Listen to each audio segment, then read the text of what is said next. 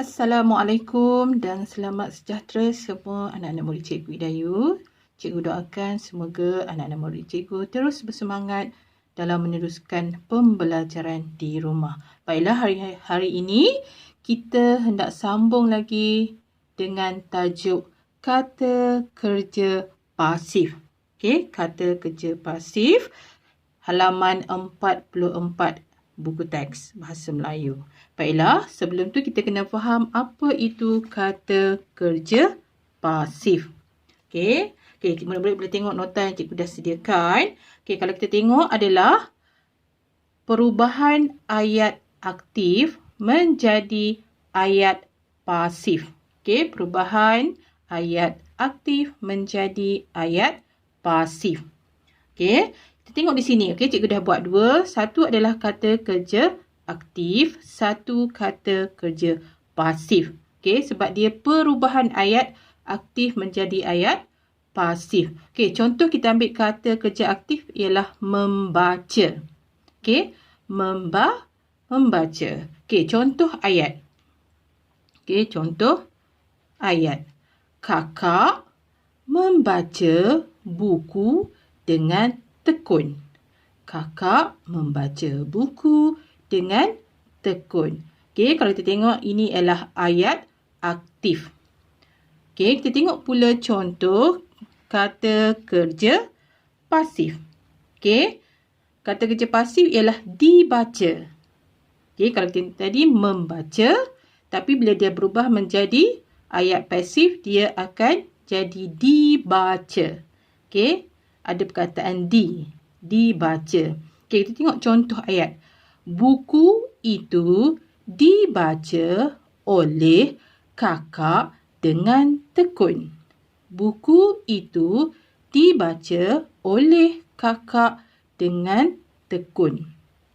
Biasanya kalau ayat pasif, dia mesti ada kata kerja pasif dan diikuti oleh perkataan oleh. Oleh siapa? Contoh di sini ialah oleh kakak. Okey, kita tengok pada buku teks. Okey, kita tengok pada buku teks. Okey, kita tengok ayat dia. Ini bilik Rizal. Bilik ini dikemas oleh Rizal. Dia dibantu oleh ayah, ibu dan kakaknya. Okey, kalau tengok di sini tulisan berwarna merah ini adalah kata kerja pasif, dikemas, dibantu. Okey, kita tengok pula pada gambar di sini. Okey, gambar di sini adalah sambungan daripada ayat yang telah diberikan. Kita tengok perkataannya ialah dilap, disangkut, disapu, ditukar, disusun. Okey. Okey, kita tengok contoh ayat pasif yang menggunakan kata kerja pasif dilap. Okey. Cermin tingkap dilap oleh ayah. Okey, di sini kita tengok perkataan dilap disusuli oleh perkataan oleh. Oleh siapa? Oleh ayah. Okey, kita tengok pula yang kedua, disangkut. Okey, kita tengok contoh ayat yang cikgu dah sediakan. Okey. Baju-baju disangkut oleh ibu ke dalam almari. Okey, baju-baju disangkut oleh ibu ke dalam almari. Okey, kalau kita tengok, ibu dia sangkut baju dalam almari. Okey, kita tengok pula ayat yang kedua, disusun. Okey, disusun. Okey, kita tengok contoh ayat yang kedua. Buku-buku disusun oleh Rizal dengan kemasnya. Buku-buku disusun oleh Rizal dengan kemasnya. Okey, kita tengok pula perkataan seterusnya ialah disapu. Okey, kalau kita tengok siapa yang sapu ni ialah kakak. Okey, kita tengok contoh dia. Contoh ayat.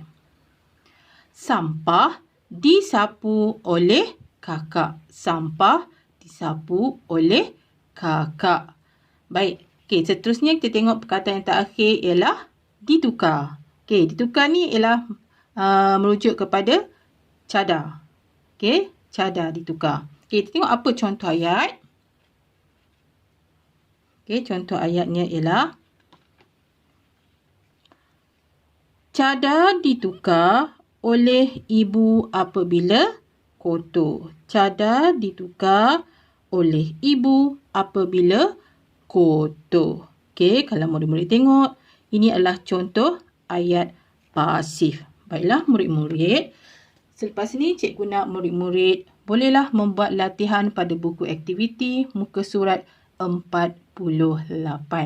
Baiklah, itu sahaja pembelajaran kita pada hari ini. Assalamualaikum. Bye. Terima kasih.